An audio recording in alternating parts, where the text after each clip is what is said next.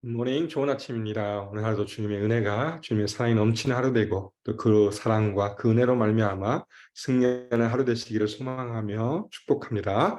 오늘 말씀 같이 나누겠습니다. 사도행전 7장 1절부터 16절 말씀입니다.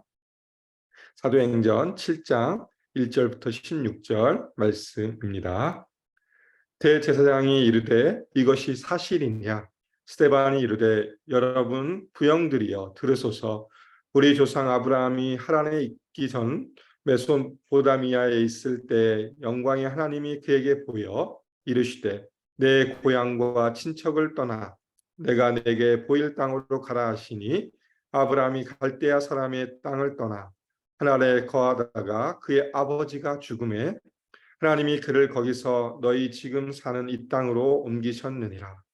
그러나 여기서 발 붙일 만한 땅도 유업으로 주지 아니하시고 다만 이 땅을 아직 자식도 없는 그와 그의 후손에게 소유로 주신다고 약속하셨으며 하나님이 또 이같이 말씀하시되 그 후손이 다른 땅에서 나그네가 되리니 그 땅 사람들이 종으로 삼아 400년 동안을 괴롭게 하리라 하시고 또 이르시되 종 삼은 나라를 내가 심판하리니 그 후에 그들이 나와서 이곳에서 나를 섬기리라 하시고 할례의 언약을 아브라함에게 주셨더니 그가 이삭을 낳아 여드레 만에 할례를 행하고 이삭이 야곱이 우리 12 조상을 낳으니라.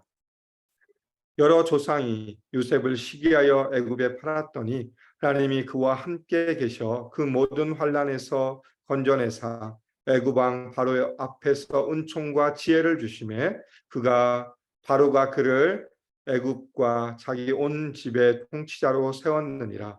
그때에 애굽과 가나안 온 땅에 흉년이 들어 큰 환난이 있을세 우리 조상들이 양식이 없는지라. 야곱이 애굽에 곡식이 있다는 말을 듣고 먼저 우리 조상들을 보내고 또 재차 보내매 요셉이 자기 형제들에게 알려지게 되고 또 요셉의 친족이 바로에게 드러나게 되니라. 요셉이 사람을 보내어 그의 아버지 야곱과 온 친족 75사람을 청하였더니 야곱이 애굽으로 내려가 자기와 우리 조상들이 거기서 죽고 세겜으로 옮겨져 아브라함이 세겜 하몰의 자손에게서 은으로 값주고 산 무덤에 장사되니라. 아멘. 오늘 우리가 살펴볼 사도행전 7장 1절부터 16절 말씀은 스데반의 설교입니다.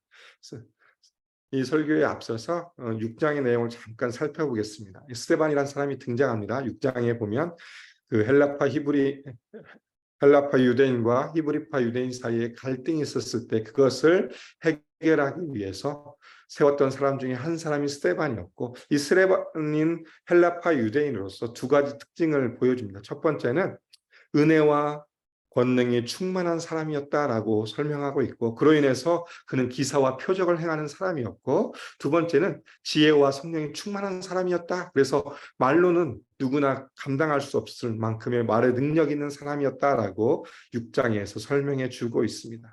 그러면서 이 시기하는 사람들이 등장하면서 또 이 스테반을 거짓 증인들을 세워서 공회에 고소하는 일들이 우리 앞에 일어나고 있습니다. 그 고소의 이유가 뭐냐면 6장 13절과 14절에 보면 거짓 증인들을 세우니 이르되 이 사람이 이 거룩한 곳과 율법을 거슬러 말하기를 맞이 아니하는도다. 그의 말에 이 나사렛 예수가 이곳을 헐고 또 모세가 우리에게 전하여 준 규례를 고치겠다 함을 우리가 들었노라 하거늘. 이 고소의 내용은 뭐냐면 결국 성전과 이 율법을 폄훼하는 것을 모독한다라는 것을 이유로 들어서 이 거짓 증인을 세워서 스데반을 고소하는 사건이 앞에서 일어나고 있습니다. 그 사건과 연관되어서 오늘 말씀이 시작됩니다. 7장 1절에 보니까 대제사장이 이르되 이것이 사실이냐?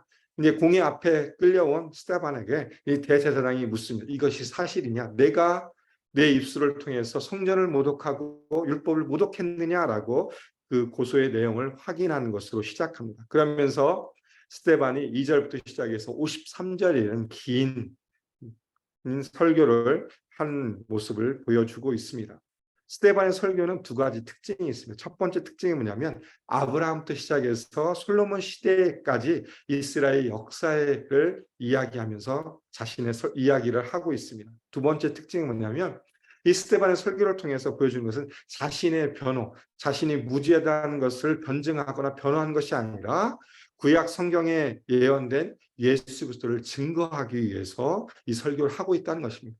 본인이 거짓 증인들에 의해서 잡혀왔지만 그러나 본인 스스로를 변호하고 자신의 무죄를 드러내는 것이 아니라 오히려 구약 성경에 나타난 이 예언된 예수 그리스도를 통하여서 예수 그리스도를 어떠한 분이신지 증언하고 또 자기가 증인으로서의 삶을 살아가고 있다는 것을 보여주고 있습니다. 이것이 스데반 설교의 특징입니다. 오늘 그 본문은 이 긴 2장 2절부터 시작해서 53절에 시작되는 설교 중에서 아브라함과 요셉에 관련된 부분을 다루고 있습니다. 2절부터 시작해서 8절에 아브라함에 대해서 스데반은 이야기하고 있습니다. 2절에 보니까 스데반이 이르되 여러분 부형들이여 들으소서 우리 조상 아브라함이 하란에 있기 전 메소포타미아에 있을 때 영광이 하나님이 그에게 보였다라고 이야기하고 있습니다. 첫 번째는 뭘 얘기합니까? 부형들이여라고 이야기하고 부형들이여 아버지와 형제들이여라고 이야기합니다. 그 앞에 본인이 잡혀왔지만 그는 헬라파 유대인이지만 모든 사람이 유대인이기 때문에 우리가 같은 조상과 같은 형제로서 이야기하고 있다라는 것을 언급하면서 아브라함을 이야기합니다. 아브라함이 뭡니까? 누구입니까? 믿음의 조상입니다. 유대인의 조상입니다. 그 아브라함에 대해서 이야기하고 있고 설명하고 있습니다. 그러면서 3절부터 시작해서 8절까지 아브라함이 어떤 삶을 살았고 어떻게 이 땅에 오게 됐는지를 이야기해 주고 있습니다. 고향, 친척을 떠나 하란에 거하다가 아버지의 죽음 이후에 하나님께서 아브라함을 이 땅으로 옮기셨다 이야기하고 있고 그러면서 네 가지 약속을 언급하고 있습니다.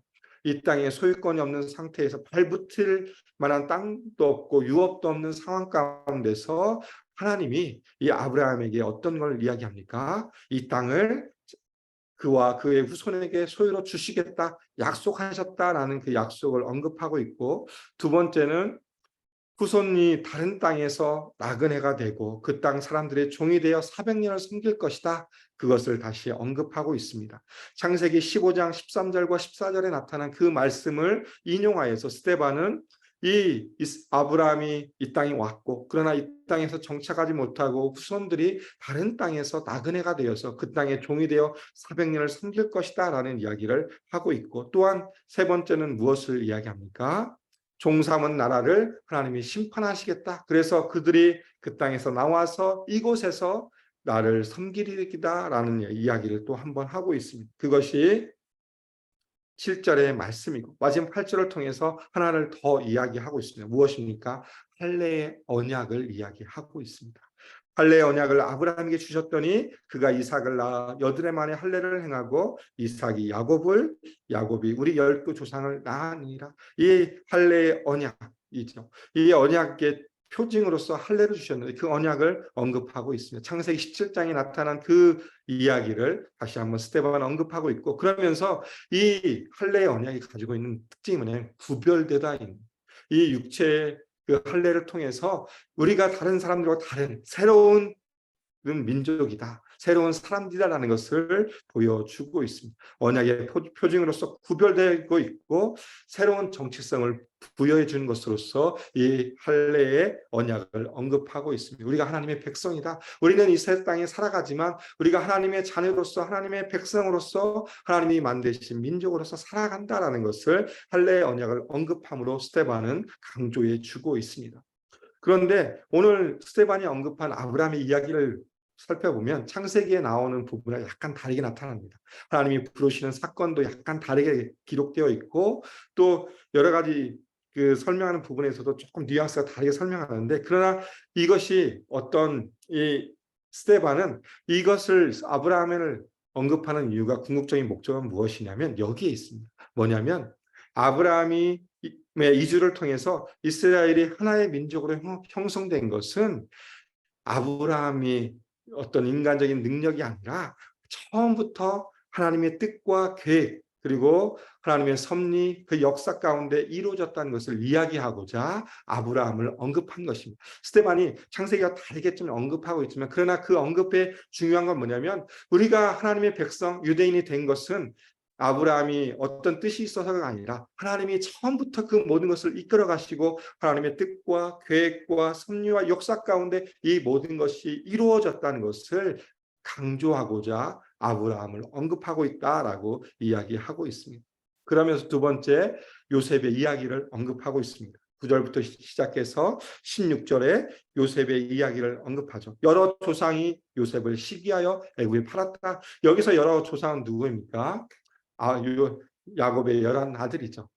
요셉을 시기해서 애굽에 팔았고, 그 애굽에 판 요셉은 하나님이 그와 함께 계심으로 말미암아 그 모든 환난 가운데서 은총과 또 지혜를 주심으로 말미암아 바로 앞에서 또 세워지는 놀라운 은혜를 얻었다라고 이야기하고 있습니다. 그를 애굽과 자기 온 집의 통치자로 세웠다. 이 하나님이 이 요셉이 애굽에 팔린 것도 어떻게 보면 하나님의 계획과 하나님의 뜻임을 다시 한번 이야기하고 있습니다. 그러면서 11절부터 시작해서 16절을 통해서 애굽 안에 있었던 그 가나안에 있었던 환난, 그 흉년을 통해서 하나님이 요셉을 세우심으로 야곱의 형제들, 또 야곱의 족속들, 야곱의 모든 친척 그 가족들을 살리시는 모습을 다시 한번 그려주고 있습니다.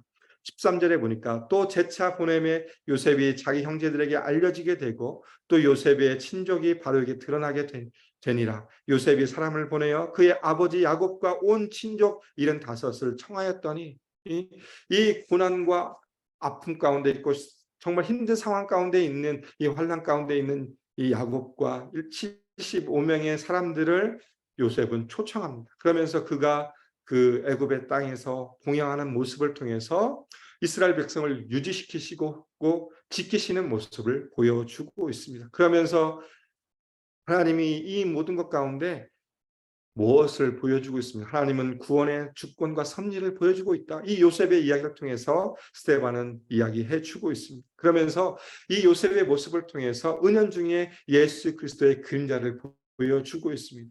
죽을 수밖에 없고 고난 가운데 있고 정말 힘든 상황 가운데 있는 그 민족 이 야곱을 요셉이 구원한 것처럼 정말 우리가 죽을 수밖에 없고 하나님 앞에 심판받을 수밖에 없는 우리지만, 그러나 예수를 우리에게 보내주셔서 그 예수를 통해서 우리를 구원해 주신 하나님의 놀라운 은혜가 있다는 것을 요셉을 빗대어서 스데반은 설명해 주고 있습니다. 오늘 우리가 이 짧은 본문을 통해서 아브라함의 이야기, 또 요셉의 이야기를 언급하는 스데반을 살펴보았습니다.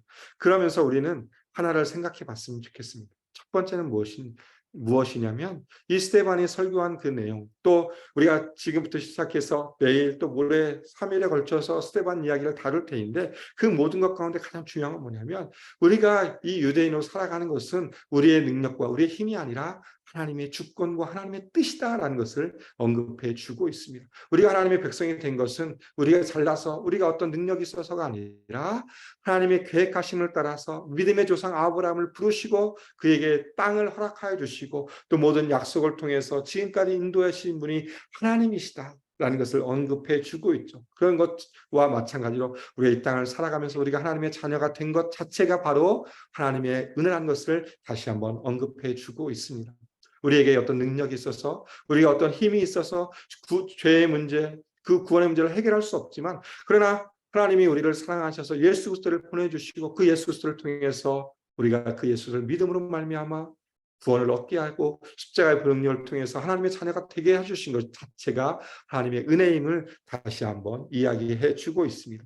오늘 스데반이 언급한 이 아브라함과 요셉의 이야기를 통해서 우리가 생각해 볼 것은, 내가 구원받은 그 은혜가 바로 누구의 은혜냐? 하나님의 은혜이다. 하나님의 사랑이라는 것을 다시 한번 기억하며 나아갔으면 좋겠습니다. 오늘 하루 우리에게 주어진 삶 가운데 정말 다시 한번 하나님 앞에 감사를 드렸으면 좋겠습니다. 내가 하나님의 자녀로 살아갈 수 있다는 것 그 자체가 감사이고, 죽을 수밖에 없고 내가 구원받을 수 없는 존재이지만 예수 그리스도를 이 땅에 보내주셔서 우리를 하나님의 자녀로 만드신 그 놀라운 하나님의 사랑에 감사하며 감격하며 또한 감사하고, 또한 그 감사의 삶을 통해서 다시 한번 복음을 살아가는 삶이 되기를 소망하며 나아갔으면 좋겠습니다. 내 안에 정말 풍성하게 부어진 놀라운 은혜를 누리면서 이 복음, 예수 그리스도를 위해 살아가는 삶이라는 것을 다시 한번 생각하며 살아가는 삶이 되기를 소망하며 축복합니다. 오늘 하루가 우리 삶 가운데 주어져 있습니다. 하나님이 우리가 눈을 뜨게 하여 주시고 또한 눈을 감을 때까지 주어진 시간 가운데 다시 한번 하나님 앞에 감사하며 또한 우리가 하나님의 자녀로 복음을 위해 살아가며 더욱더 복음 가운데 살아가며 하나님과 동행하는 삶을 통해서 승리하는 삶이 되기를 주님의 이름으로 소망하며 축복합니다. 함께 기도하겠습니다.